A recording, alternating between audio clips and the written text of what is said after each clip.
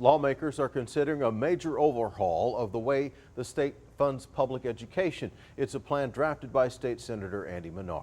WAND Capitol reporter Doug Wolfe begins our team coverage tonight from the Capitol. What kind of reactions is this proposal getting, Doug?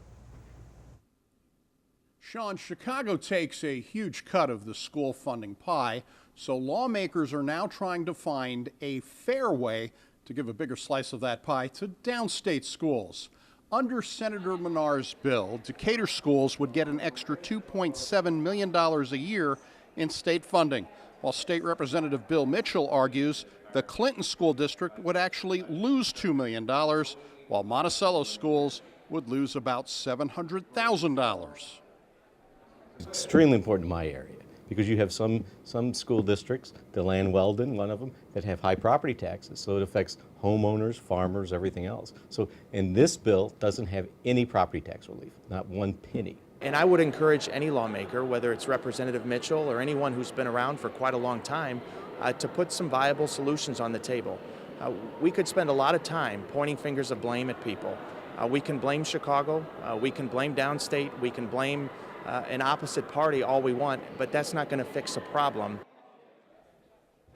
The bill is currently in the Senate. If it is approved there, it will be moved over here to the House. Representative Mitchell told me this morning that when it gets to the House, he thinks it will be dead on arrival. And continuing our team coverage is WAND's Ed Cross. And Ed, I know this afternoon you were speaking with some school superintendents. Yeah, superintendents in the central part of the state would certainly like to see more money coming to these schools, and that's why they came together to show their support for this legislation.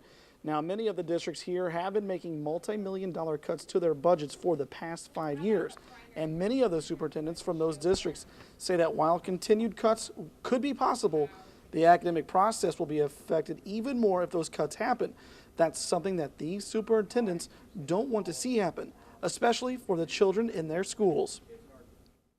We've trimmed all the fat in education, and that happened several years ago, and I think now we've gotten to the point where we're cutting to the core of education, and that's where it becomes a real problem.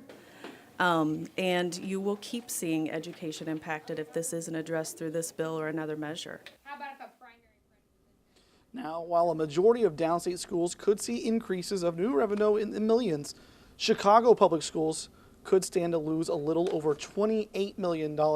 Now, with this bill being paired is another bill from Chicago Senator Democrat Kimberly Lightford, and that deals with the state's taxes, and surprisingly, a lot of the local superintendents are actually in favor of that legislation as well. Live at the Capitol, Ed Cross, WAND News. All right, thanks, Ed.